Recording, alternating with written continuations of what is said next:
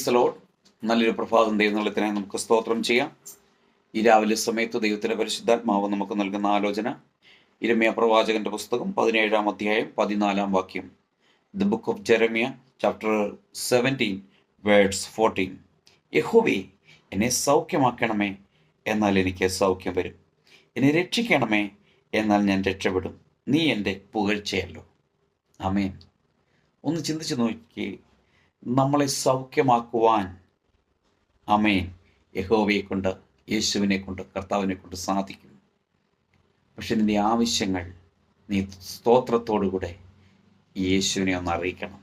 എന്തു തന്നെ ആയിക്കോട്ടെ, ഏത് വലിയ പ്രശ്നങ്ങളായിക്കോട്ടെ, അതിൽ നിന്ന് വിടിവിപ്പാൻ യേശു ശക്തനാണ്. അതുമാത്രമല്ല, എന്നെ രക്ഷിക്കണമെന്ന് നീ അപേക്ഷിച്ചാൽ നിന്നെ രക്ഷിക്കുവാനും അവൻ സർവശക്തിയുള്ളവനാണ്. കാരണം ഈ പുകഴ്ചയ്ക്ക് പാത്രനാണ് നമ്മുടെ കർത്താവിൻ്റെ ഇഷ്ടമായ യേശു. യാഹാം ദൈവം, ആ ദൈവം നമ്മുടെ കൂടെയുണ്ട്. വിശ്വസിക്കുക. ഈ വചനം പറയുന്ന പോലെ ആമേൻ രക്ഷ പ്രാപിപ്പാനും സൗഖ്യം പ്രാപിപ്പാനും ആ യേശുവിനെ ഒന്ന് വിളിച്ചപേക്ഷിക്കുക. നീ ഏത് വിഷയത്തിന് മുമ്പിലാണ് പതറി നിൽക്കുന്നത്, അതിൽ നിന്നൊരു വിടുതലുണ്ടാകുവാൻ ഒന്ന് അപേക്ഷിച്ചേ, ഒന്ന് പറഞ്ഞേ, കർത്താവ് അത്ഭുതങ്ങളെ ചെയ്യും. നല്ല കർത്താവെ, നന്ദിയോടെ സ്തുതിക്കുന്നു, സ്തോത്രം ചെയ്യുന്നു. രാവിലെ സമയത്തിനെ കേൾക്കുന്ന എല്ലാ പ്രിയപ്പെട്ടവരെയും തിരുവെഴുത്ത് പ്രകാരം പിതാവിൻ്റെയും പുത്രൻ്റെയും പരിശുദ്ധാത്മാവിൻ്റെയും നാമത്തിൽ അനുഗ്രഹിച്ച് പ്രാർത്ഥിക്കുന്നു. പ്രാർത്ഥന ഘടകനായി സ്തോത്രം. യേശുവിൻ്റെ നാമത്തിൽ പിതാവേ.